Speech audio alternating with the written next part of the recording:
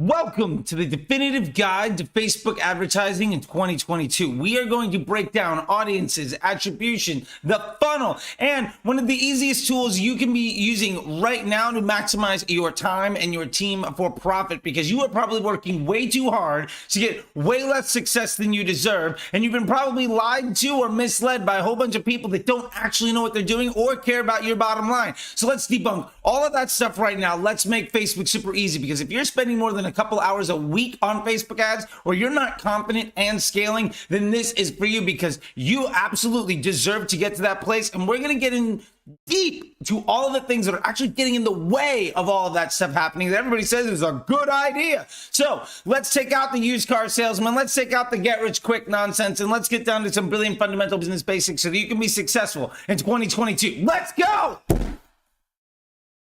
First thing, I just want to say thank you so much for being here. I know that you could be anywhere on the internet right now, and I really, really appreciate it.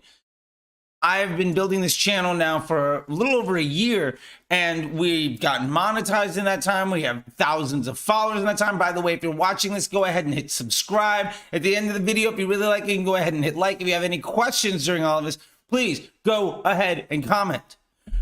I love it. You can look in the description down below for getting onto our newsletter, to getting into the podcast, to getting into the Facebook group, getting into the Facebook Ads MBA program, everything that you can do.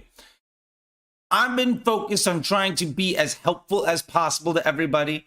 And with that in mind, this video today is really to take what a lot of us experts talk about and what a lot of agency owners and gurus and folks selling information that don't actually care about your bottom line, what they're telling you to do, why they're objectively just misled, and why the get rich quick and hustle culture isn't going to help you out. So with all that being said, what we're going to get into today: audiences, attribution, the funnel, and creative testing tool that you should be using right now. And if you're not, it's the easiest win for you to get started. We're going to not only talk about what it is, but how to use it and how you can leverage that tech for your upside. We are not going to need to worry about attribution ever again. We're not going to need to be worrying about lack of stability and lack of scale and lack of confidence ever again. So that's what we're getting into. If that's what you're in for, then sit back and take notes. I'm super excited to help you out. There are chapters here, so go ahead and jump forward if you want to get to any of those sections. But once again, thank you so much. Now, let's start in to audiences on Facebook. Now, there are a lot of choices when it comes to audiences on Facebook. Now, objectively speaking, factually speaking, the only audience you probably really need is broad. Broad is age, gender, and location. So every type of audience you use on Facebook, you actually have to pay extra to reach out to them. Now, there's a lot of folks that'll say, well, what about interest groups? I get some good results with interest groups. Sure. But there are three big reasons why interest groups are actually a really bad idea. Number one, about 30 to 40% of the people in that interest group shouldn't be. It was just a mistake. The interest group technology hasn't really been updated for 5 or 6 years. Second, you can be in an interest group whether or not you feel positively about something. So have you ever gone to a restaurant and didn't really like the food, and then you told people about it? According to Facebook, you're interested in that restaurant. Think of all the things that you don't like that you see ads for, and you're like, why am I getting targeted with this? Because you talked about it. And somebody else is using an interest group to show it to you. So 2/3 of every dollar basically kind of wasted if we think maybe half the people in an audience are feeling negatively about something. If 1/3 doesn't care, and of the remaining 2/3, at least half of them don't like it. The other thing that's a real big concern when it comes to interest groups is, one, they're more expensive. Two, they heavily limit where your ad could go, because ads do the targeting. Your ad actually defines your audience, because Facebook's business model is to show content to people that want to see it. So when you pay extra to restrict who can see your ad, you're actually making long-term success more difficult. Lastly, You might build a castle on sand with an interest group, wake up tomorrow and it's gone. Facebook is getting rid of interest groups by the thousands on a regular basis because Facebook has been trying to get people to stop using interest groups for years. Interest groups were invented to bring over Google advertisers 10 years ago in 2012. Now, I've got a lot more videos on the channel. You can check out way more of that stuff. Why interest groups are trash. You should absolutely not be using them. But let's also dive into a few more things. Lookalike audiences. Now, a lot of people will say, well, you can just make a lookalike of something. Here's the problem. You probably don't have enough data to really make a good lookalike. Do you have thousands and thousands and thousands of purchasers that you can make a lookalike audience? If you do, you probably don't even need a lookalike audience because you've already moved to just running at broad and you've gotten over all the get rich quick nonsense. The other problem with lookalike audiences, as well as for what it's worth, bid caps, manual bid, cost cap, stuff like that, is that they take your existing data set and then of those people, they find the best folks within them to try to sell to. Now, here's the problem. When you are trying to only show ads to the best people that you already know, you're not meeting very many new people. And yes, a lookalike can do prospecting for you. But how much of that money do you think is actually going to some net new person, especially when you don't have a good data set to begin with, especially when you're paying extra to reach them, and especially when there's a lot of other people advertising to them, so your ad's getting lost in the mix, probably losing to other advertisers with better ads. And ultimately, if you can't compete against the biggest dogs in the room and you're going after only the lowest hanging fruit that everybody else can, you're probably pissing off way more people than you're getting interested, which means the next time you try to run an ad, your CPMs go up. If your CPMs are over $20, $30, $40, $50, lookalikes and bid caps are part of the reason that's happening. There's another video on the YouTube. You can check that out on the channel. I'm not here to try to double all the information, but go check it out. It's bid caps and lookalikes, the truth behind all of them. Great video, 10 minutes long with an article and a bunch of text right here on the screen. So you'll really like that video, I think. That being said, the last real part of audiences that is really popular and isn't necessarily a bad thing is that people are really, really interested in using retargeting. Now, retargeting can be a bit of a sticky wicket, as it were. So let me tell you this. First off, every single impression your ad delivers is a retargeting impression. If it's $1 number one on a brand new page, for a brand new store, on a brand new ad account, your first impression is a retargeting one. Why? Because Facebook knows who wants to see your content based off of that user's behavior. You've probably had a Facebook account for 5 years, 10 years, maybe 15 years. You've told Facebook what you wanted to see. You've told Facebook what you respond positively to. Now, if we want to extrapolate that out much further, we can say this. You are going to be shown content that you want to see based off of all the other content that you've liked. You ever notice when you go to buy a pair of sneakers, you constantly get followed around by ads from a bunch of sneaker companies that you've never seen, but they're retargeting you based off of your behavior.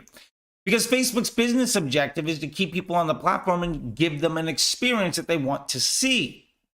So with that being said, even at broad, even with age, gender, and location, Facebook's primary objective is just to show people content that they want to see.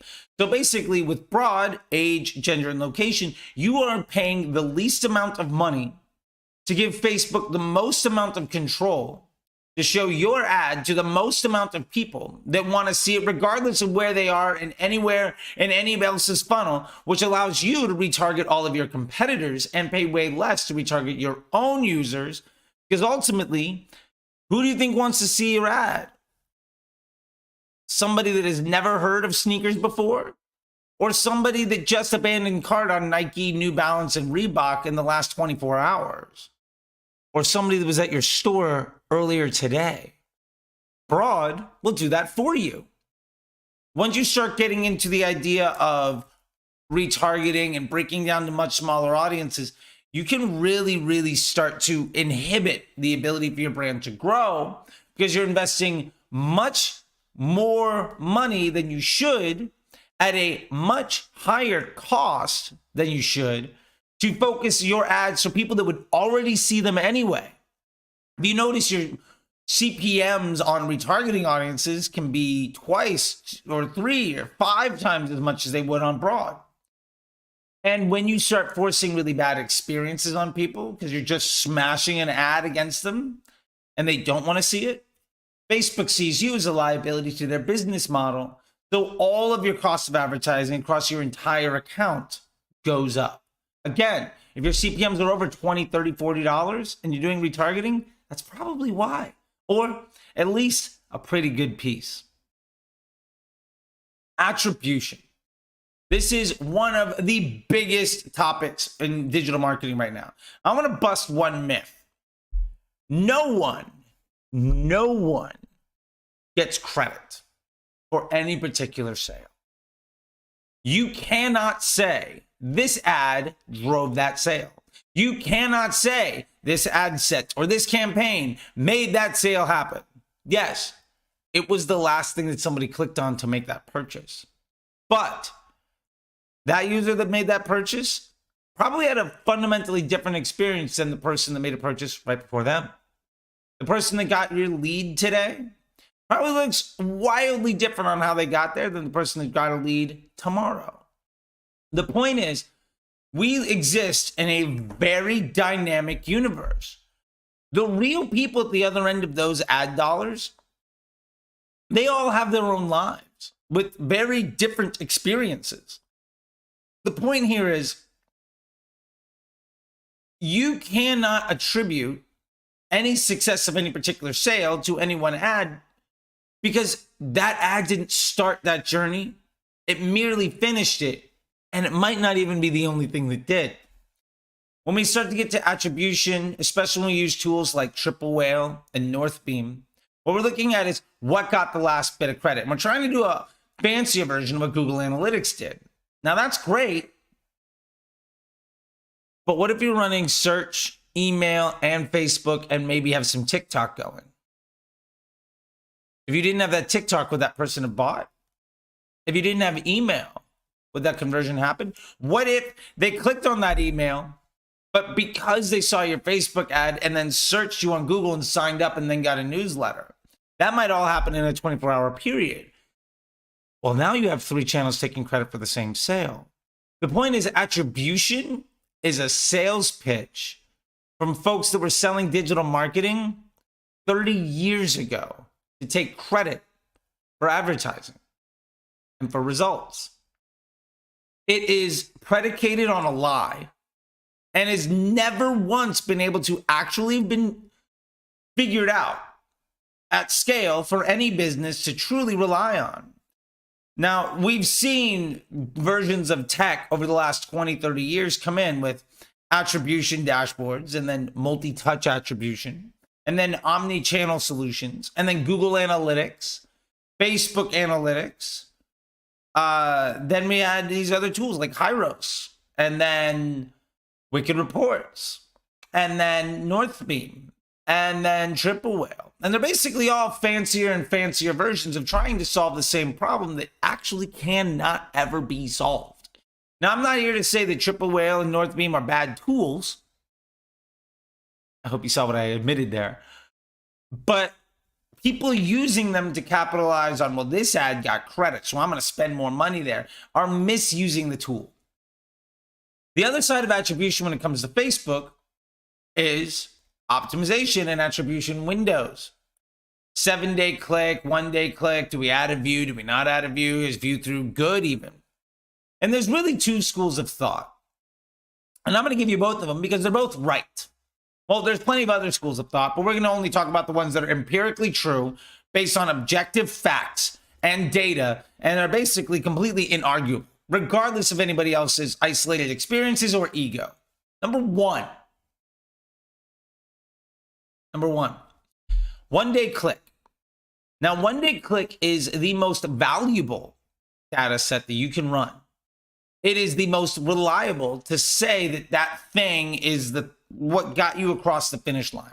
And most importantly, one reason I've been preaching it for many years is because it helps you avoid what we call duplicitous attribution. Basically, email, search, and Facebook all taking credit for the same sale. Where when you add up all of your reporting, it says you sold 12 things today, but your accountant knows you only sold 6. That kind of stuff happens all the time. So what we need to do in this case is we're relying on a one-day click attribution window to give us the highest amount of confidence in that data and the integrity of that data to make decisions. Now, that makes sense. It's absolutely true. And it is a luxury position for those with high volume. Now, the reason I'm saying that is very specific. If you are running an advertising campaign or have a Facebook account that is driving hundreds of sales a day, one day click is perfectly fine. Even if you're getting 50, 60, 70 sales a day or leads a day, one day click is probably fine because you are letting that data set of that one day click be what Facebook looks at to optimize to end users. Now, this used to be 2 different parts of the funnel. It used to be 2 different parts of how we would set up our ad set. Sorry, not the funnel. Call me out on it. We used to be able to separate optimization windows and attribution windows, but now we can't. So here is what we have going now. You can go off of a one-day click for the attribution of your reporting, but it also means that Facebook is only going to look at that one-day click number to understand who gets credit for what. And that's the only data it's going to look at to try to replicate that success moving forward. Because you said, I don't want people that take 7 days to take an action. I want everybody ready to go right now. And that can absolutely work. However, option 2, if you do not have the level of success, scale, budget, or confidence to get to a one-day click, you can focus on 7-day click, one-day view. The reason that we go for either one-day click or 7-day click and one-day view is because those 2 data sets offer us 2 different options. Now, mind you, I also have another video on the channel. You can go check it out. Also on the podcast, there's an episode around all of these attribution models that is a 30-minute deep dive, definitive guide to Facebook attribution. Go check that out. But what we're talking about here when it comes to attribution is we're also talking about the optimization window. And what we need is to pick a hyperbolic way of looking at the data. Either we are saying, we have so much data, I only need you to take a look at what happened today after they clicked on the ad and find me more people that are going to click on the ad and do that thing. Or we're going to say, Facebook, I want you to get as much information as possible to create as much incremental lift in my business as you can. And the real difference here in your business is where you're at in your maturity. And really, it's a bell curve, all right? So when we're starting out and we're struggling to spend enough to really start scaling or really rely on a one-day click, we're doing that 7-day click, one-day view. This is a dozen conversions a day, maybe 20, 30, 40, 50. Congratulations if you're there. That is really impressive and tough to do. But at some point, you're starting to drive 60, 80, 100, 200. You're hitting that bell curve. Up here, this is where one-day click is actually the best thing for you. More than likely. Because what you're doing here is you are letting Facebook see immediate data to make immediate transactions and have the greatest amount of clarity across the data set of all of the marketing efforts that you're currently running. However, at some point, when you're running hundreds of conversions a day, where you are no longer worried about Facebook being the source of your revenue because you now have this great big business that is using influencers and TikTok and search and email and maybe some other direct mail efforts and a Facebook group and a million other things. Your brand is mature. We can let Facebook go back to that 7-day click, 1-day view, because ultimately what we're most concerned about is getting the most amount of data to find the most amount of high quality users, to drive the highest volume of those users into our store to replicate similar experiences for people to continue to grow our brand. We're using broad, and we can use that 7-day click, 1-day view to ultimately get us enough data to scale our business well beyond $20, $30, $40, $50,000 a day. I hope that helps. Either you are getting all your money today, 1-day click, or you need more data, 7-day click, 1-day view. Now, the funnel. Sadly, there are far too many people that still say you need to do a click campaign or engagement campaign or need to run retargeting with your advertising. The bottom line is this just isn't true. Now, you will see people saying, well, I'm getting success with that. And I appreciate that. My pushback is, imagine what would happen if you didn't misuse the tool, how much better your success could be. And you might be successful today, but do you really think you're going to continue to be successful in 3 months when you're making it harder and harder and harder on yourself to ramp up your business? So in order for you to scale your success, you're going to have to scale your time and your money. And eventually you're going to run out of hours of the day and zeros in your bank account just to maintain the same level of profit. That's a losing battle. Now, there are a lot of things to this, but basically, let's bust some really easy myths. Number one, prospecting on Facebook. We've already covered this a little bit, but literally every single impression that any ad will ever deliver on Facebook is a retargeting ad, a retargeting impression. Unless you have invented fire, everybody's already seen basically what you have going on. Unless you have a disruptive, innovative product to the market that fits some need that nobody ever knew existed. They're like, by the way, there's a thing. It's called a foot. I don't know if you know you have this, but we got a thing to wrap that foot. It's called a shoe. Unless you're that innovative, you're probably retargeting people. The point here is we need to stop thinking about prospecting and retargeting inside of the Facebook platform. What we need to think about is more, if every impression is retargeting, how do we best use our ability to monetize relationships and curate customer journeys to generate revenue for our business? Now, that's a slightly more complicated conversation. But what we really need to think about is we have to stop setting up a prospecting campaign that excludes a mid-funnel and a bottom funnel because it's already mid-funnel to begin with. And more importantly, the mid-funnel and bottom funnel ad sets and campaigns you might be running, if you're excluding them from your prospecting, here's what you're saying.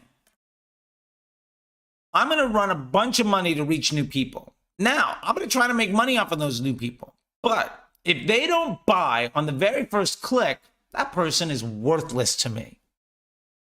And then I'm going to spend money on them elsewhere at a much higher cost, because your mid-funnel and bottom funnel almost assuredly have a much higher CPM. Now, I hear you're going to say, but my ROAS is higher, my CPAs are lower. Yeah, on much less spend. Those aren't scalable, which means you're not going to be able to spend, if you're spending $500 a day, you can't spend $498 of it on a retargeting audience, especially a bottom funnel one. But you could spend it all at broad and let Facebook curate that customer journey that's already retargeting from day one, penny one, cent one on your very first ad ever. And let it curate that customer journey all the way through the funnel, because that's what Facebook is doing anyway.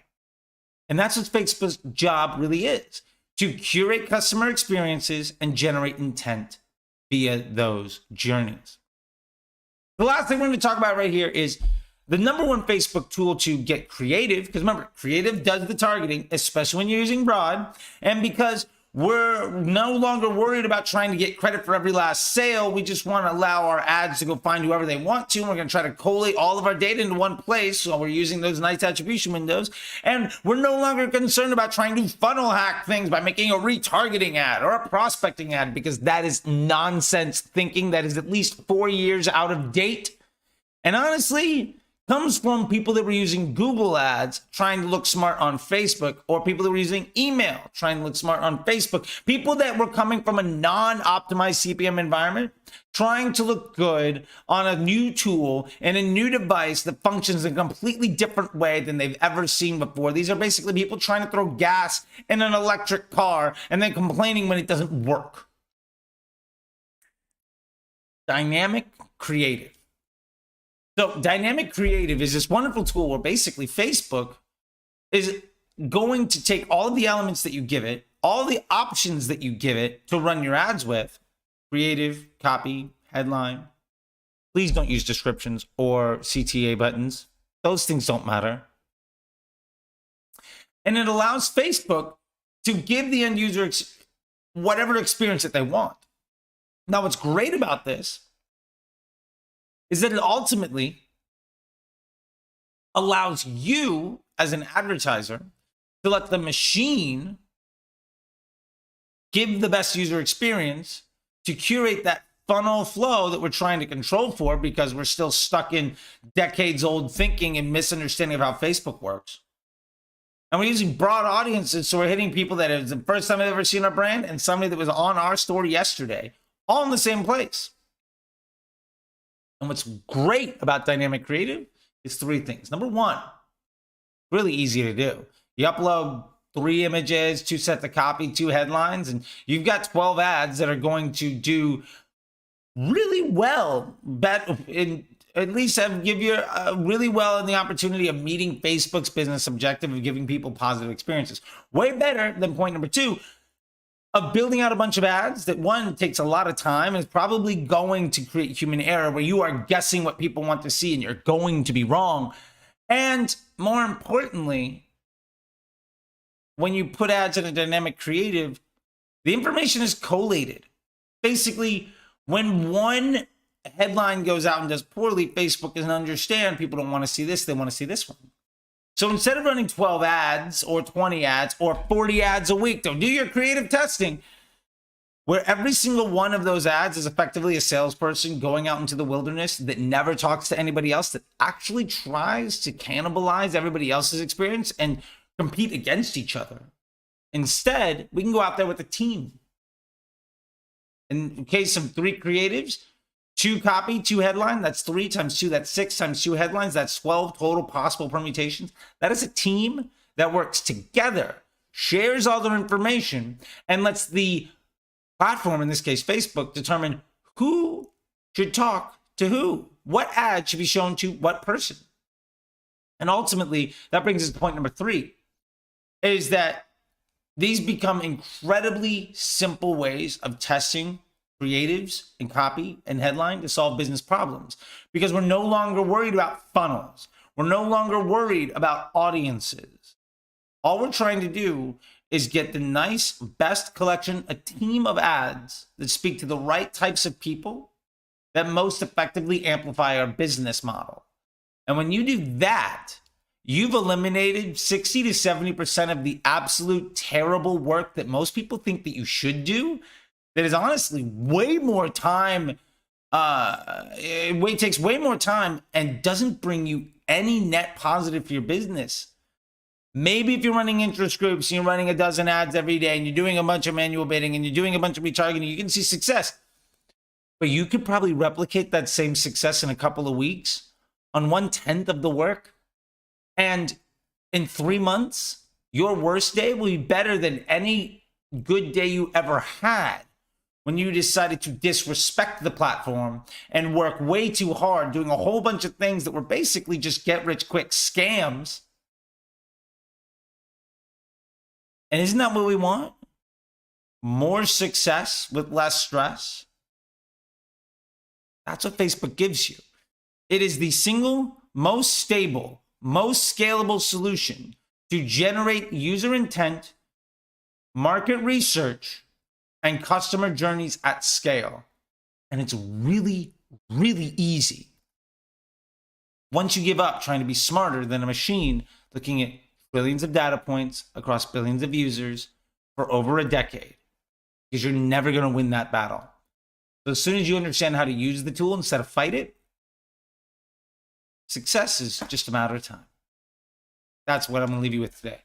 YouTube thinks you might like some of these things over here, and don't forget to subscribe. And until next time, I'll see you